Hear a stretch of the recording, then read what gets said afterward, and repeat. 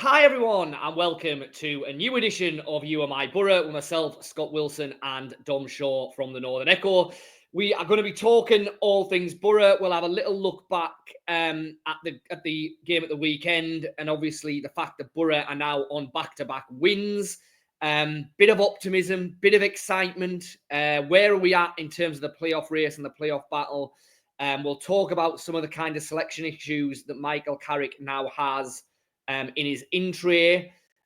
And we'll obviously have a look ahead to the weekend and the trip down to Swansea, long old hike down to South Wales. You well, Dom? I am, mate. Yeah, yourself? Bad cough, so I'm going to keep myself on mute so I'm not coughing and splurting. There we go.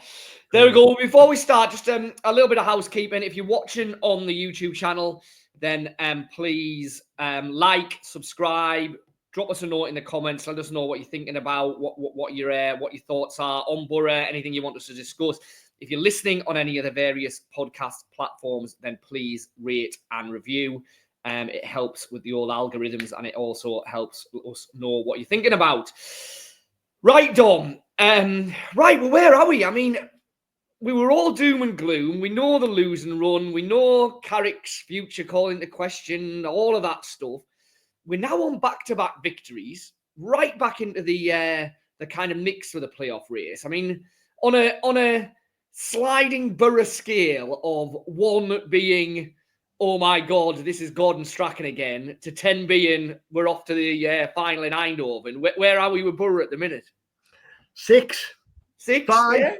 Yeah. I think it's remarkable, isn't it? We didn't do a vid last week. Schedule was manic, wasn't it, with midweek games and long trips, and we were here and there, so we didn't get round to doing a video, which meant our last one was on the back of Bristol City, was it? Yes, no, it'll have been Watford before the Bristol City game. So you think about how much the mood dipped further, only to then rise again with those two much needed wins. And Boro are back in the mix now. They're 2 points off the top 6. They're right there in the conversation. I'm sure we're going to talk about it, but the coming run of games is a kind spell, or it looks a kind spell on paper. It has the feel of a spell which they need to take advantage of. It has the feel of a decisive spell. But I mean, what you would say on a most basic level is fair play to Boro and for Michael Carrick for managing to stop the rot, managing to get successive wins. Stoke and Derby were both awful, but Boro had to win the games, and they were under a fair bit of pressure at Stoke, weren't they? I think they were helped at Stoke by the fact that the home fans were so frustrated.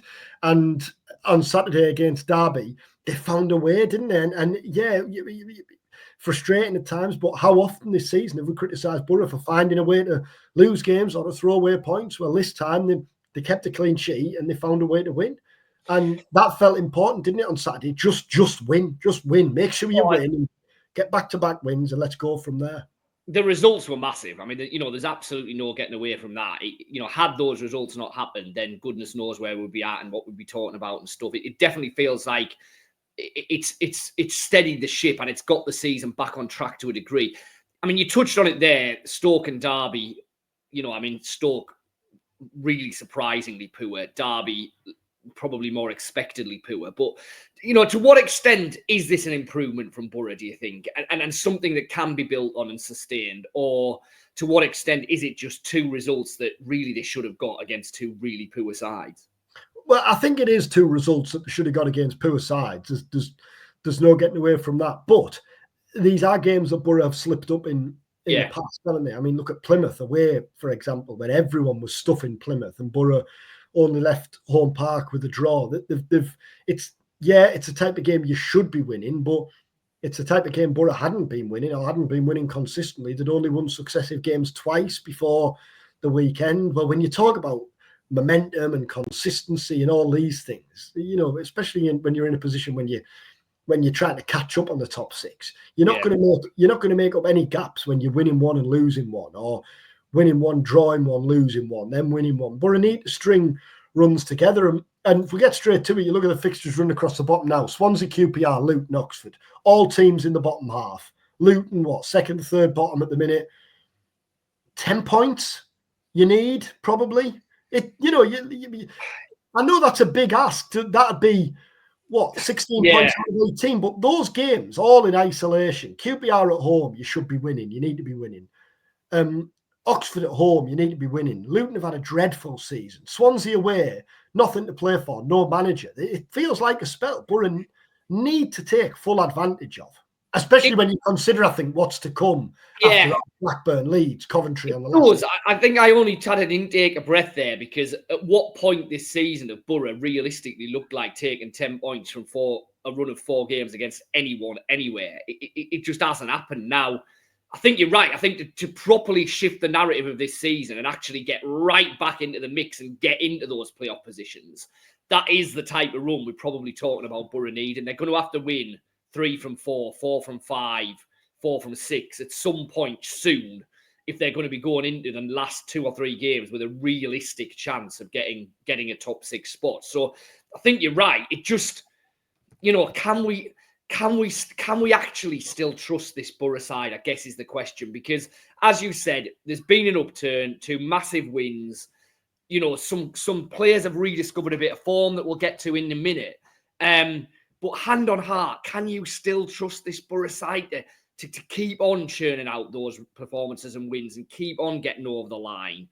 That's what we're going to find out, I guess. And that's what it's going to come down to, isn't it? Yeah, I don't think you can at the minute. I don't think you can. On the evidence of the season so far, you can't trust this team to string together wins, to keep finding ways. But what you'd hope is they respond to that by doing it. If there's ever a time to do it, and if there's ever a run of games to do it, it feels like now, really. And I think if you look at the table, Boro on 50 points, having played 35 games, currently 2 points off the top 6. Yeah. Probably going to need 70, aren't you? If you get in the top 6 with fewer than 70 points, you've been fortunate, I think. Yes. So if you need 70, you need to win what? 6 of your remaining. Well, clearly, unless you get a load of draws in there, but realistically, you need to win at least 6 of your remaining 11 games. But if you're going to do that, some of those games that are coming up, feels like good opportunities. If you don't get the results in those games, A, it's the effect it has on confidence and the mood again. But B, then it puts you under immense pressure to go and beat Blackburn, to go and beat Leeds, to win at Coventry on the final. I mean, let's be honest, it's all going to come down to needing to get a result at Coventry, isn't it? It always. But, oh my Lord, you were at both of those wins, Dom. I mean, who for you have been the kind of key performers in at the moment? Who at the moment are the players that are going to be driving Boro into it if they're going to get there? Well, I don't think it's any coincidence that when Azaz's form nosedived, so did Boro's. And when Azaz has found his mojo again in the last week or so, Boro have started winning again. He was excellent at Stoke last week. Started on the left, and we've said before in here, haven't we, that he doesn't look most comfortable on the left. We think he's wasted there, but it worked a treat because he drifted in. Stoke, amazingly, really, given all we've talked about how Mark Robbins has previously done a number on Carrick. Stoke just let him do whatever he wanted, just roamed about all over the place. And then on Saturday, he was nowhere near as effective, but he comes up with the match-winning moment, 10 goals now and 10 assists this season. Carrick said, I asked Carrick afterwards, obviously, I think he had 2 games out the team, like, Was that a kick up the arse, or was that just a chance to rest him, or what? And to be fair, Carrick said, like Neto Borges now, we can't expect footballers to play well week in, week out, all of the time. And Azaz had a bit of a dip, but hopefully now he's back to something like, not his best, but something like his match winning best when he's coming up with moments to win games or to get points or to get something from games. So I think getting Azaz back to something like is a major boost. And we were just chatting, weren't we, about it before we started here? Marcus Force as well. I think, right.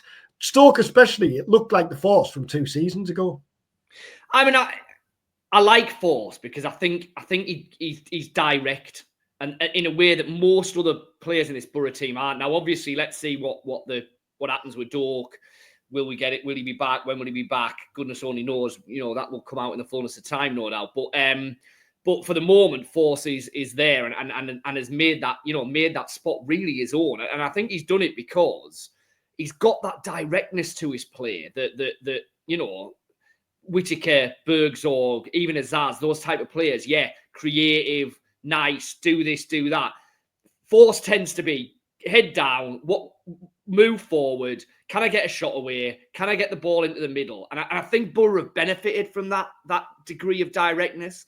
So I think at the moment, that right-hand side is kind of Force's place to lose at the moment, even though it maybe felt when Whittaker came in that he would be the obvious kind of replacement for Doak. Well, at the moment, that spot is Force's. I'm with you, though. I think that for a lot of this season, we've been talking about the wide areas for Boro. Clearly, when Doak was in the team, when Bergzorg was having that run of form, we've got Force there now. We've got Whittaker who's come in. There's Illing Jr. who can potentially play there at some point. I think between now and the end of the season, Hackney, Azaz, Conway, that will be the make or break, I think, for Boro, because I completely agree about Azaz. I also don't think it was a coincidence that in that Stoke game, particularly in the second half, I thought Hackney had as good a 45 minutes as he's had in a Boro shirt for a long time. And he's had up and down season. He's had some good games. I think there's definitely been games when he's not been at it and not been on it. I think Hackney will be really important between now and the end of the season because, like I say, I think if you've got Hackney, Azaz and Conway all kind of clicking, then that's a really strong central area that you can then build around. I feel for Bergzorg having been left out the last couple of games because that is harsh. He's been Boro's best player, best attacker since the turn of the year. But fair play to him for coming on in both games, making an impact, almost scored from the bench on Saturday. And then afterwards kind of leading the celebrations with the fans after both games. Well, like that might be me reading too much into it, but having been harshly left out of the team, it would be easy to trip over your pet lip, wouldn't it? So fair play to him for getting his head down still, responding. And Carrick made the point with Iheanacho and Illing Jr. after the game on Saturday, saying that, they've come in and they probably aren't playing as much football as they'd have hoped, and they've been on the bench the last couple of games, but they too have responded pretty well. And Carrick made a point of saying he thought the subs made a difference on Saturday. And that's going to be a big battle for Iheanacho because you're absolutely, he would have come from Sevilla with the full expectation. He's dropping back into the Championship. Well, I'll get there. I'll play a load of games. I'll score a load of goals. Hopefully, I'll help Boro get up. It'll be brilliant. Well, already it's not quite that for him, is it? Now that's not to say that he won't get opportunities between now and the end of the season. He clearly will.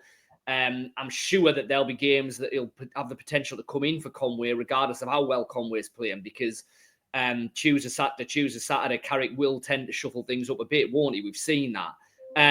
But the brutal reality is, at the minute, it's just not worked for Iheanacho. He hasn't really had a moment at all yet in a Boro shirt that he would have wanted. All right, he obviously had the shot that led to one of the goals down at Stoke, didn't he? But I think he would have wanted much more than that.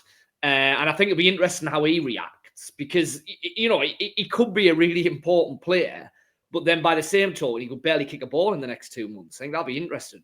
And I said a couple of weeks ago, it felt to me like Conway will be desperate to nail down the shirt, nail down the number 9 role between now and the end of the season. Well, the last week has only backed up that view further, hasn't it? Fair play to him for the way he responded to that miss. Stoke, I thought for 10 minutes in the second half, to start the second half, he was probably trying too hard to make amends, but he got his goal, and I think it was a goal he deserved. I thought he led the line well there. I just like him. I really like him as a centre forward. He's a nuisance, isn't he? He's a pest. He makes life uncomfortable for the defenders. I felt for him on Saturday because he was feeding on scraps, really, that type of game. Derby sitting with a low block, but he'll score. 11 games left. You wouldn't be surprised if you put another half a dozen goals on his tally between now and the end of the season, would you? No, not at all. Now, Swansea at the weekend. I'm doing it. So we'll get onto the old service station guides to South Wales later on, because that's going to be a hell of a trip. And as we always say, massive kudos to any Boro fans who are making that journey. It's one of the brutes of the season. And I better take my boots to play centre half. Where are we at there? I know. So Edmondson out. Yeah. Vandenberg looking likely to be out. Yeah. Luke Ayling, we'll find out tomorrow, maybe, when we go and speak to Michael Carrick at Rockcliffe, but he obviously hobbled off at the weekend. That leaves you with Neto Borges possibly playing centre-half. A lot of fans, or a fair few fans, had asked me about Harley Hunt, but he's been injured himself and has just come back. It'd be a big ass to shot a 17-year-old straight into a league game like this. Feels like a very un-Carrick move, doesn't it? If Ayling isn't available and Vandenberg isn't available, then it's going to be Borges, isn't it, at centre-half, Steel right back, Giles left back. Yeah. What you would say is it always felt like a risk. When Carrick chose not to bring in a central defender in January, it always felt like a risk because Vandenberg has had his troubles this season. Dale, who obviously had a long-term injury, but he's back, and thankfully for Boro's playing as well as he's played in a long time. But Edmondson obviously is out now as well. So it always felt like you were only one injury or one setback away from leaving yourselves short. Ayling did well against Derby and Stoke, but both of them were useless going forward. What you would say looking at those fixtures is, might you get away with it? You know, Howson backing it around it, but again with Howson, you know, I mean, he's barely kicked a ball all season, and he's not really a centre half. So, like as you say, you know, to kind of be hanging that on him, I mean, clearly the hope is that Ayling's knock is not that serious, and Vandenberg can get back in, you know, at some point. But yeah, it feels it's stretched. There's absolutely no denying or getting away from that. It is very, very stretched there at the minute. And Carrick will play it down, understandably, obviously, but it is not ideal having to play Neto Borges at centre half alongside Dale Fry. Borges has been immense, by the way, the last couple of games. Fair play to him for the way he's performed and lifted his game in the last few weeks at left back. And it says a lot about him that he can step in and play at centre half. But clearly, you don't want to be in a position where you're without three defenders and having to tinker and change as he has done. I mean, ideally, you want a settled back line, do you? But how many times this season has Carrick actually had the chance to play or chosen to play the same back four for 4 or 5 games on the bounce? No, it has. It's been an issue all season. And, you know, I don't think we're speaking with the benefit of hindsight massively here, because I think we both said at the time it was a bit of a surprise that a centre-half didn't come in. And it felt like a risk. Yeah. It did feel like a risk. You've just got to hope from Boro's point of view, from Carrick's point of view, they get away with it in the next week or so, get to the international break, assess then. Vandenberg might not, you know, Vandenberg might be back at the weekend, but the noises certainly didn't suggest that. Edmondson's not going to be. Carrick was kind of saying it's looking more likely to be after the international break. So get these next 3 games out the way, and then let's assess and go from there. And Carrick was asked about the free agent market last week and whether there's any temptation to bring in a freebie. But I don't know, nothing against the lads that are free agents. But if you're without a club in March, you know, you're without a club in March for a reason, aren't you? Lenihan? Nowhere near. Yeah. No, we asked Carrick at Stoke. I asked him after the game and said, you know, still hopes that there's a chance he gets him back before the end of the season. But even then, he hasn't played in 18 months competitive football. I can't remember when. I don't know the day. His one game, of course, he scored, didn't he? Dave said in the summer, So, yeah, I mean, how often are you in a position where you get 3 defenders injured at the same time? Boro have been unfortunate. There's no getting away from that. But as we said at the time, it was a risk as well. Yeah. Going without in January, wasn't it? So Swansea at the weekend then, before we wrap up, what can Boro expect from them? I mean... what do you reckon? I mean, you're going with... I mean, it's a funny one. No manager, like mid-table, knocking about, nothing to play for. It's been a strange old season for them. I was just going to say, it's been a really funny season for Swansea. In fact, I'd even go as far to say that, like, they seem to have lost their way a bit, Swansea, don't they? You know, from that kind of golden period for them when they were in the Premier League and you know, playing this great football and were being lauded for kind of they were almost the Brighton and Brentford before Brighton and Brentford, in that they were, you know, they had a style. They were probably the first club, and we talked about the model, weren't we? Exactly, yeah. And and one manager leaves and gets plucked by one of the big boys, and it doesn't matter because they'll pick someone right, and well, all of that's gone now, hasn't it? That's what's Swansea's identity now. I wouldn't really have a clue other than kind of just about scrambling to survival in the Championship season after season. So, yeah, I mean, how many times have we said it? Feels like a game Boro can win. Feels very much like an opportunity, but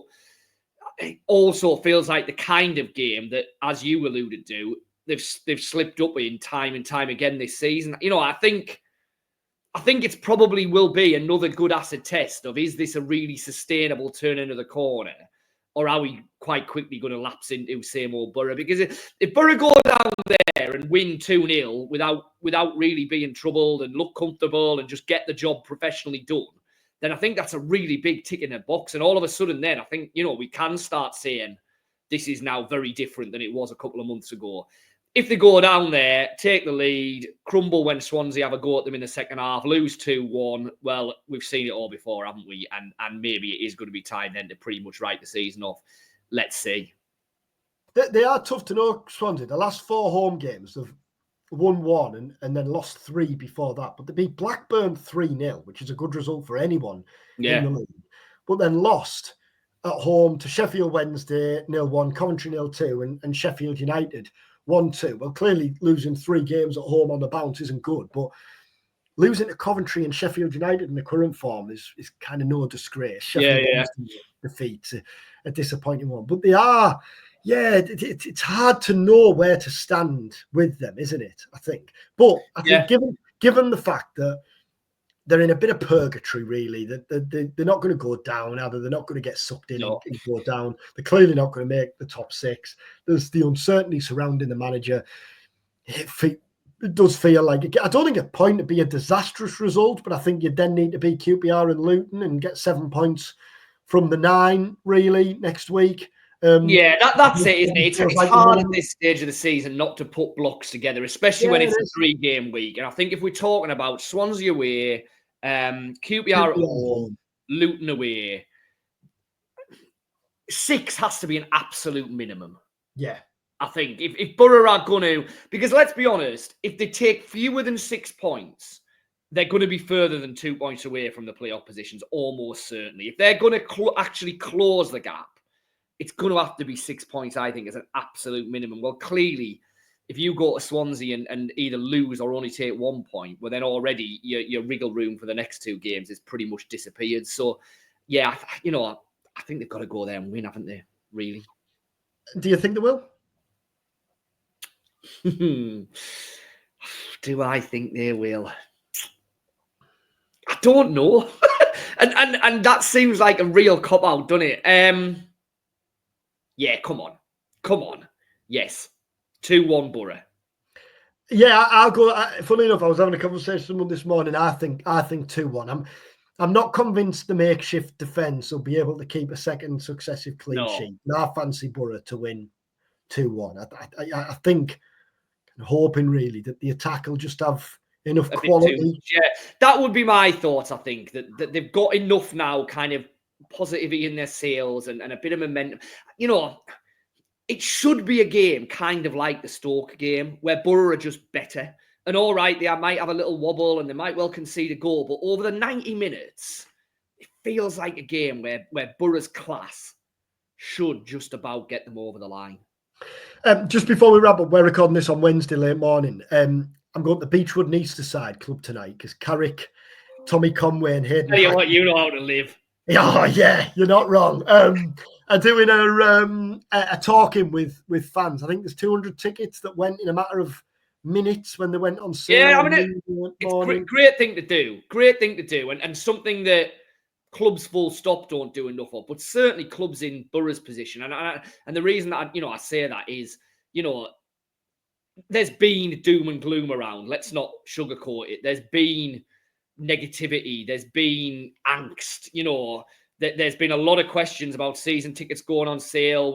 Why should fans commit? Why should they pay the money? All of this. Well, this is the club's opportunity to get out there and say, look, we still really value what we are, what we mean in the community, what we are as an institution, what we are as a football club, you as fans, you know, and it's just a no-brainer that clubs need to go out and do this kind of thing, isn't it? And Boro have done it sporadically, don't get me wrong. You know, Warnock loved his tours of various Northeast venues, but it's not something they've done for a little while. So I think fair play to them for kind of getting back on track with it. Yeah, and from what I gather, it's been something that they've had on the agenda for a while, but for one reason and another, they obviously haven't been able to get it organised before now. And tonight is the first, but it won't be the last. I think there's more planned down the line, and I think the events like this, it just all helps to build that connection, doesn't it? Yeah. I know it again. Clearly, it all comes down to winning games because the celebrations that followed Stoke and Derby were after wins, but like. Seeing the way Borges dealt with the defeat at Bristol City in front of the away end and then celebrated with the fans after the wins, Bergzorg celebrating with the fans. I think it just all helps to build that bond, makes the fans appreciate that those players kind of get it and it matters to them. And even the same with the social media posts from Tommy Conway and Bergzorg after, I think, the Watford game. And Mark Drury from BBC spoke to Tommy Conway and said, what would you say to fans that say it's just a post? You know, tell me that. How can you show that it does matter? And Conway had said, well, you know, I'm as frustrated as anyone, and we hope to back our words up with performances on the weekend. I think it all just because we only hear from the manager, don't we? We only hear from Michael Carrick in a press conference before a game, so it all helps, I think, just to appreciate that.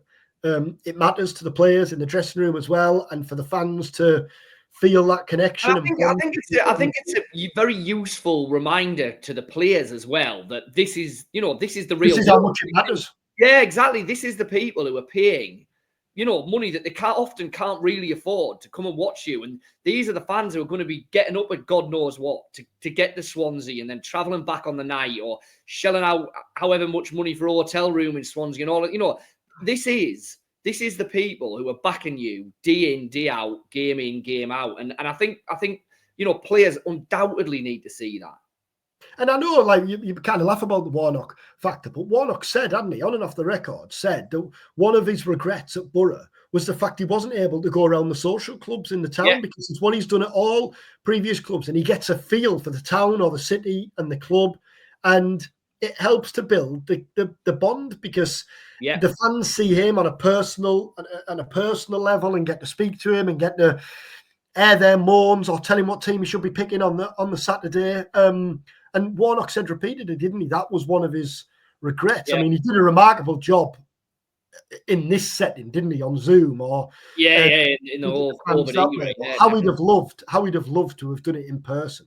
Yeah, absolutely. Well, enjoy. Pint of mild. Yeah, I might take my darts and see if there's a board there that I can have a throw before or after. Pint of mild. Proper Wednesday night dream, that. Yeah, isn't it just? Well, make sure you keep on the Northern Echo website. There's a cracking subscription offer on there at the minute, which will give you full digital access. It'll remove a lot of the ads that are on there, and it'll also give you an app, brand new app that we've got, which is a kind of page turner, so you can view the paper product. Those things that used to exist in years gone by, newspaper. I don't know if you remember them. You opened them up and read them. You can still get them apparently. Go out and get one. And Dom, I think, yes, you're going to be at Michael Carrick's press conference tomorrow, aren't you? So there'll be all the latest news. No doubt we'll hear which defenders, if any, are going to be fit for the Swansea game. And as I say, it's me down at the Liberty. Is it still the Liberty Stadium? I think it's still the Liberty Stadium, isn't it? It's one of my names change constantly. I used to take great pride in being able to name random League One, League Two stadiums. You don't stand a chance now, do you? Oh well, I'm going to say I'm going to put my neck on the line. I think it's still the Liberty Stadium. It might not be, but that's where I'm going to. What did Swansea's old ground used to be called? Vetch Field. Vetch Field, yeah. I've said that there, and I couldn't remember what that was straight. Yeah, that's a good little while ago now, but yeah, I'm sure some fans will remember it. There was some tasty trips down there in the 80s. Swansea was my first ever Boro game. 94, and it was the FA Cup game. Will it have been in 94, 95? First game you worked, or no? I was 6. No, the first game I went 94, to. 95. 90, yeah. 2000, sorry. I know I've always wanted to do this job, but I wasn't churning out copy when I was 6. So Ayresome Park, it was the FA Cup replay, I think. I'll check this out. Well, it was definitely the FA Cup replay. Boro lost. Swansea had been like, what, Division 3 at the time? Yeah, well, Boro were obviously Division 1. But yeah, that was my first ever game, Swansea home. Well, there we go. There we go. Well, as I say, I'm there. All the reaction, all the analysis, all of that kind of stuff will be on the Northern Echo website. Get yourself along, support us if you can, and hopefully a good weekend for Boro. We're obviously then rolling to the midweek game, so we'll probably do another vid at the back end of next week, looking back on both the Swansea game and the QPR home game. Have a good week, have a good weekend, and thank you for watching us here on You Are My Boro.